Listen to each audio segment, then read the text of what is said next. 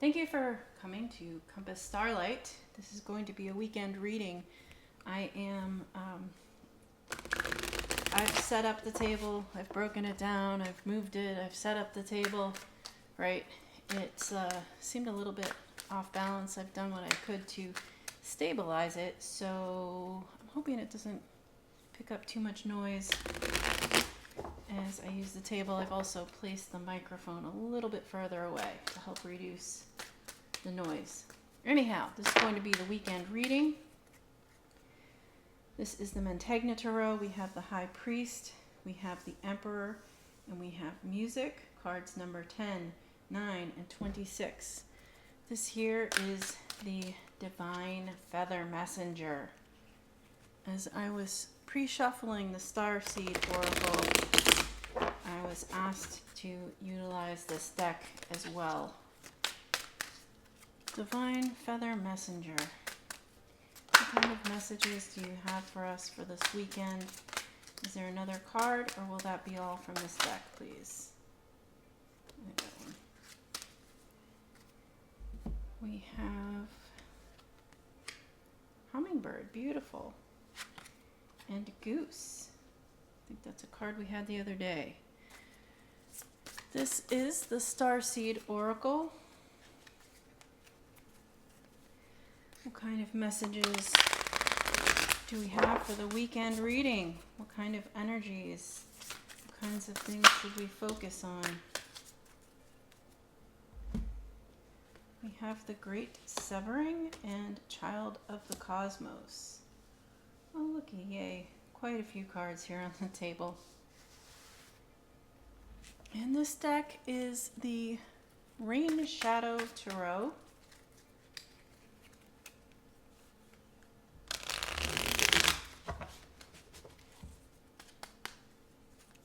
So the Hummingbird says, release what you've been carrying and lighten up. New joy is on the way. I can identify with that message. Goose says, your dreams and desires are calling you to action. The journey begins today. We also have the Great Severing. Mars energy, anger, conflict, softening to love. I want one more card. I don't know if I should take those two. Let me see if anything flipped here. We have Child of the Cosmos, which says the intelligence of the universe lies within you. Okay, I'm taking both of them. We have the Ten of Cups. We have the Three of Wands, the Eight of Pentacles, the Wheel of Fortune, the Seven of Pentacles, the Seven of Wands, and Temperance, followed by the Nine of Pentacles. So as we start off this reading, we have from the Mantegna Tarot, the High Priest, the Pope, Papa, card number 10. This is the archetype for spirituality. Think beyond the everyday. This is thinking outside of the box. This is also connecting with your intuition. The High Priest has the key to infinite wisdom, and he holds the book of knowledge, and he has as well with him the blue ribbon of protection. Think outside the box. Be open to the divine plan. Be open to source. Be open to divine wisdom. The next card from that Mantegna Tarot is card number 9. Card number 9 is the Emperor. Did I say that? The Emperor is the archetype for initiative. Excessive power sometimes enslaves. This is to keep yourself a bit under control, but also to be the only controlling force over yourself. Right? You don't want to be enslaved to other people's ideas, notions, ideals, expectations, obligations, etc. However, you are asked to maintain your boundaries. The ego can be a vicious predator. Keen awareness, keen eyesight, and there is this red sphere in his hand affiliated with Mars, as the Emperor is also affiliated with fiery energy. I also see that here with the Great Submarine, Mars energy, anger, conflict, and softening to love. So this is finding that balance between asserting yourself without getting angry, but also protecting your boundaries. And that is also in alignment with the Seven of Wands here. That is standing up for yourself, standing up for your rights, standing up for your boundaries, protecting your boundaries. And sometimes you have to define your boundaries and indicate what you will and will not tolerate. You may have to stand up to someone and say, I don't like it when you speak to me this way, or I'm not enjoying being around this company, and this is what I'm experiencing when I participate in this community or group of people, group of friends, what have you. Therefore, I am going to withdraw my energy so that I can be kind to myself. And then the last card here from the Mantegna Tarot is Music, card number 26. This is the archetype for harmony. Attract friends, disorient enemies. This is also a card of balance. This is about taking the air elements, working with Gemini energy, and transforming those air elements into harmonious vibrations. That is what she does with the flute. She also has other musical instruments at her feet. She is well versed in the transformation of energy and harmonizing energy. It is balance in that regard. It is also the balance between managing friends and enemies. So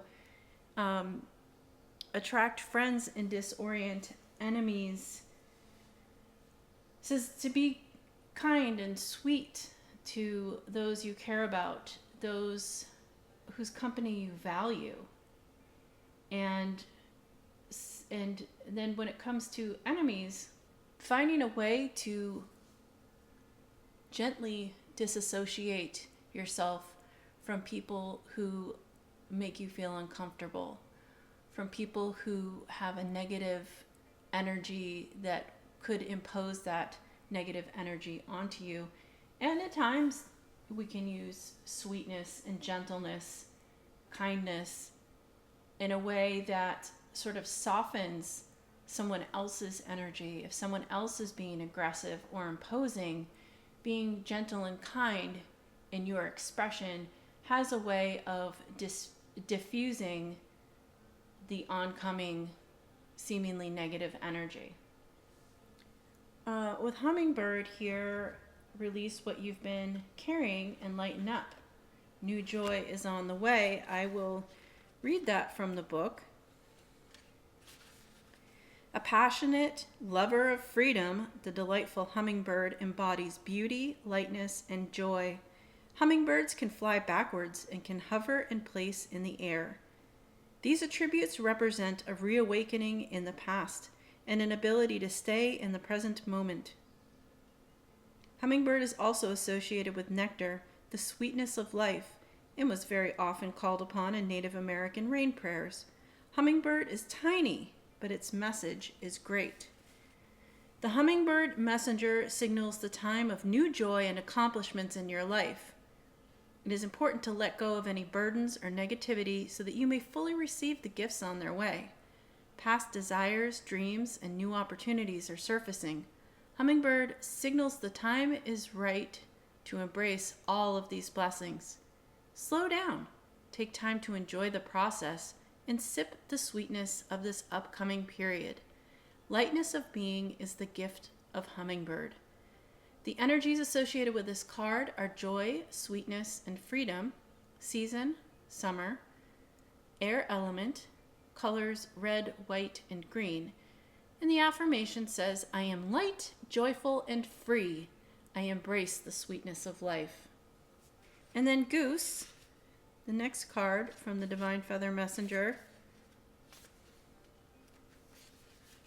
here, which says your dreams and desires are calling you to action. The journey begins today. Goose has long been represented in mythology, folklore, and fairy tale stories, signifying ideas, expression, and the power of the quest. The goose that laid the golden egg is a classic storyline about seeking and fulfillment. The goose feather has long been used as a standard writing instrument and represents communication and creativity. The migration patterns of geese might inspire our own journey of fulfillment by expanding to other worlds and experiences. The goose messenger has arrived to awaken you. All of those unfulfilled dreams and desires are stirring new energy within you and urging you to set out on a great quest. Now is the time to reflect on your deeper desires and what brings you a sense of joy. Then, with the great movement of goose, pursue it swiftly. Does it seem impossible? This is no longer the case. The journey awaits you with open arms. The energies associated with goose in this card are travel, communication, and fulfillment. The seasons of spring and fall, the elements of earth, water, and air. Colors, white, black, gray, and brown. The affirmation says, I now embark on my true quest and open my heart to fulfillment. Time to embark on the quest. Release burdens and lighten up. Find joy. Now for the Starseed Oracle, we have the Great Severing. This is also about releasing the burden of that which you've been carrying and lightening up in a way. Maybe lightening up your load when it comes to people and associations. Mars energy, anger, conflict, softening to love. This is a shadow card, one that may feel confrontational. Don't be afraid. It's here to bring to the surface anything that's standing in the way of letting love in. The warring planet of Mars is our constant reminder that it's important to soften, forgive, and find our way back to love. There are many things in the human experience that make it difficult for our heart and soul to stay open to the never-ending source of love. We're all wounded, and our unconscious wounds inflict wounds on others. It can feel like a never-ending dance we can never escape. If we aren't careful, before long, we'll see the world as a scary, dangerous place where fear and anxiety roam free. If this card surfaces, it could be for two reasons. Firstly, for you to acknowledge the difficult emotions, situations, conflicts, wounds, and fears that are causing you pain and anxiety. And secondly, for you to find your way back to love. When we're hurt, it's normal to close off our heart to the world, to let the painful experience confirm the agony of separation in earthly life. Soften and find your way back to love anyway. When fear, anxiety, and paranoia paralyze you, it's normal to want to hide away from others and the world. Come out of your cave and soften your heart anyway. We're all innocent children spinning our way around the world. Find a way to see the innocence in all people, especially yourself. The Starseed Soul Inquiry asks, how are you cutting yourself off from love? How can you soften toward those who have hurt you? So in order to embrace this happiness and joy, we really have to let go of those feelings of being hurt, those wounds, those anxieties, the ways that we have become jaded based on our experiences. I was watching a video yesterday, I believe, that was talking about rewiring your brain, and instead of, like, for example, if you are speaking words constantly to yourself, even if it's just inside your head, of negativity or negative feelings towards past situations, we're not denying those feelings, those past situations. The goal is to bring forth something new. So, for example, if you've always been hurt in love, honestly, people who find happiness in a life partner most of the time have at some point in their lives experienced heartbreak. What is the lesson in that? That Love is painful time after time after time until it isn't. But you really have to be open to the fact that there is not everyone has to be like, not every chance, not every opportunity has to be like it has been in the past. If you're applying for jobs time and time again and you're getting rejection after rejection after rejection, at some point it is possible that you will get hired for the job. Just because the past has dictated certain circumstances, it doesn't mean that dictates your future. So this is to say, be open to the possibility instead of looking at the next job application saying, oh, well, I probably won't get this job anyway. You can change your mind, change the way that you think, and train the way that you think so that when you apply for this next job, you say, this is my opportunity to change things. This is my opportunity to seize the day and find a job or start working in a job that makes me actually happy, that makes me feel useful. This is my opportunity to meet someone finally with whom I can share a loving relationship and actually have it work out this time, have it be mutually beneficial to both of us and mutually rewarding. You have to change your mind from how you looked at things in the past to how you can look at things in the future. The past does not dictate the future. So whatever new circumstances you might be facing in your life, if you have initiated projects in the past and they failed, that does not mean that next projects you initiate will fail. We have to change our mindset and we have to repeatedly re-engage in newer positive thinking about going forward. Forget about the past. Release the past. This time, I'm going to have great outcomes. This is my chance to have a wonderful outcome, right? Just keep repeating these mantras to yourself, basically. The next card is Child of the Cosmos. The intelligence of the universe lies within you. And this is also with the High Priest. There's a mysterious force that governs all of life, an intelligence that tells flowers when to bloom and the tides and seasons when to come and go. That intelligence is within you too. It was there before you drew your first breath, and it will be there well beyond your last. It's the part of you that informed every cell what to do when you were in your mother's womb. It's harder to resist this force than it is to surrender to it. Because Earth is a planet of polarity and free will, it's easy to forget that this intelligence exists within us. So often we become disconnected from this pulse of life and fall into the pattern of believing that we're separate or feeling that we need to go it alone. We can feel isolated and as if we need to figure things out for ourselves, to rely on our own strength. You're being called to remember the intelligence that's within each and every one of your cells, to remember that you're a precious child of a loving, gentle universe, that you have access to all of the intelligence, wisdom, strength, flow, and qualities there ever were, are, or will be. And to remember that if flowers know exactly when and how to bloom, then you do too. The Starseed Soul Inquiry asks, how can you surrender more deeply to the intelligent flow of life? It's really important to remember this, that you have access to the information, to the benefits, to the kindness, the divine plan, that things can work out in your favor.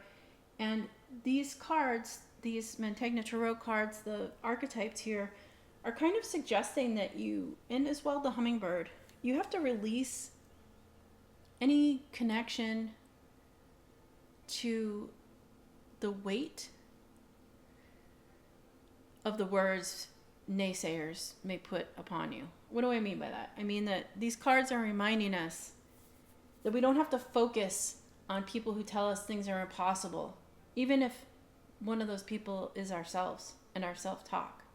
We don't have to focus our attention and our energy on these ideas and notions that we can't do, that things are impossible, that we're not worthy, that we don't have all the information that we need. The divine tells us that yes, we do indeed have access to that information, as long as we focus our attention on what we can do and on the possibilities and on the positive outcomes, and we focus on that really hard, stick with it, keep going forward, we can actually bring those positive outcomes to manifestation in our lives. Now, for the tarot cards here, we have the Ten of Cups.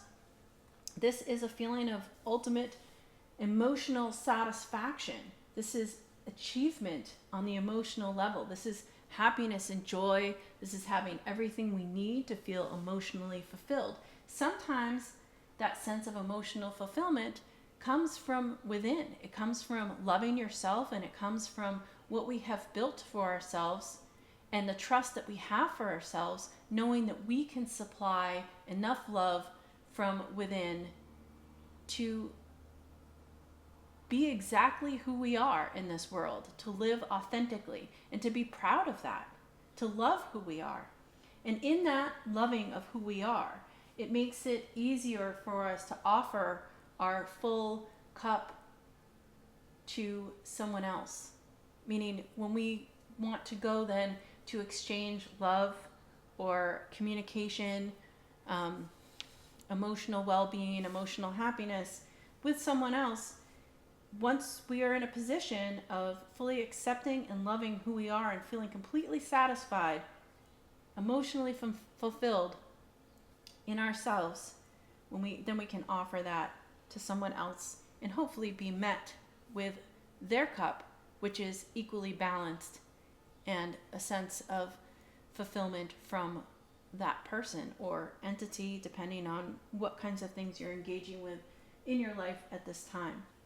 The Three of Wands is a card about seizing the day. This is grabbing an opportunity, moving out on the horizon, expanding your horizons. This is going for new uncharted territory, thinking outside the box, moving outside the confines of what feels safe and normal to you.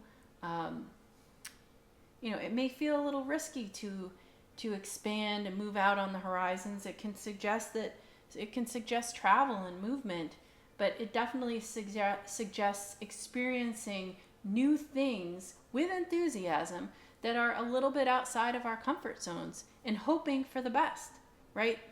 We're training you to train your mind into thinking about positive outcomes here. We are looking out on the horizon here, considering that we can reach for the sky, reach for the horizon, move out on that horizon, and have positive outcomes. The Eight of Pentacles is a card that can suggest a lot of hard work.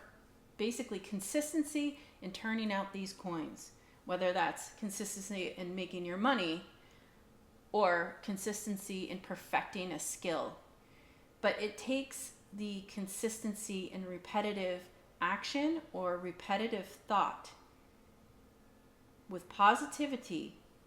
As you seize the potential on the horizon, you may have to work hard in order to keep going, to keep expanding, and to feel comfort as you embrace these new and different opportunities further and further outside of your comfort zone, further and further out onto the horizon. As you expand, you're changing, you're experiencing new things, and that's a very positive thing to occur in life. We want to grow, we want to learn, we want to expand our knowledge.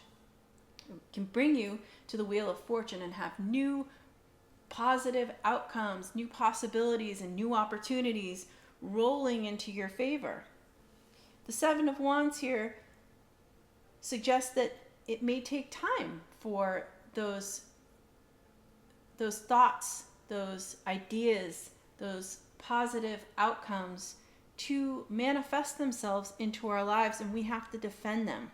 We have to defend our new ideas. We have to defend the things about which we are excited. We have to defend the new ideas about which we are attempting to expand and celebrate.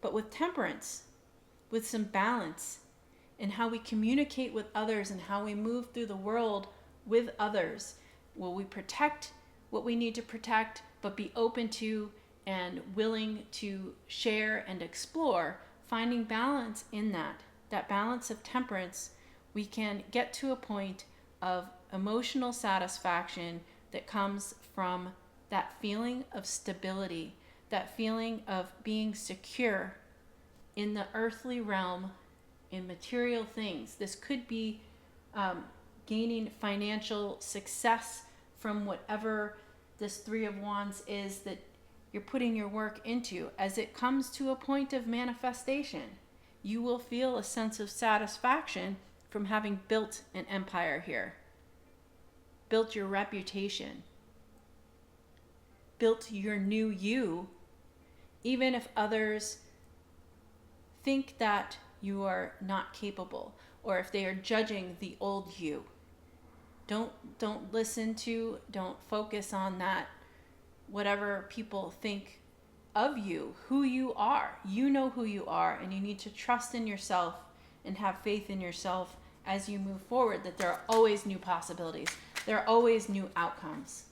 There are always new opportunities for you to grow, for you to transform, for you to transmute old past hurts into something beautiful and creative, to motivate you and be a fire under your butt. That fiery, we have in the Emperor, and we have it in the Great Severing, and we have it in this Three of Wands, kind of letting go of the past and moving on towards something new and different. That is the transformation, changing ourselves to embrace something new and different about ourselves, transforming ourselves into someone who is confident and successful in the things that we are doing in our lives. This is the Visconti Tarot. It's my clarifying deck. So I am just going to take this. We have the Six of Cups. We have the Seven of Swords. The Nine of Swords. And the King of Wands. Okay, so the Six of Cups is feeling that emotional support that maybe you had as a child. I mean, that's definitely a kind of a touchy subject, but it's a nostalgia of childhood. It is that sense of innocence, which is something that is being asked of us, to embrace that childlike innocence as we approach life and approach new opportunities. This is a sense of nostalgia toward the past. Let it be that nostalgia for childlike innocence, as we would be willing to try new things without thinking twice about the judgment of others. Whereas as adults, we tend to question more. Is it safe? Or, what would other people think if I tried to do this thing? Don't be afraid to try new things. Pursue your enthusiasm. Pursue that which could bring you joy, regardless of what anyone else thinks. This is following that innocence, to step into the things that draw our attention. Don't be afraid to do that. The Seven of Swords here is, again, like, this is that sneaky, getting away with things, deceitful energy. Who's being deceitful here? I mean, that seven is very prominent in this reading. Seven of Swords. Who's being sneaky? Or is it you? Are you being strategic? You may have to be strategic to navigate your way on this path through the people that are supportive, yay, and through the people that might be holding you back. And even though they may not even be aware of holding you back. They may not be aware that the things that they say are really kind of detrimental to your enthusiasm. Put up your armor, put up your shield, just deflect that and have it bounce off of you. Don't let any negativity, any negative words or thoughts or ideas hold you back on your path. Try to stay focused on that path and stay focused on that enthusiasm and hope and optimism for how things could work out, for the potentials, for the outcomes. We have the Nine of Wands here. Yeah, that's a lot. That's like that feeling of being fenced in, like imprisoned, when really that fence is only like a wall and you could turn around and go the other way and not not be blocked. It is a self-imposing block. It's just negative thought, not negative thought patterns that can block your path.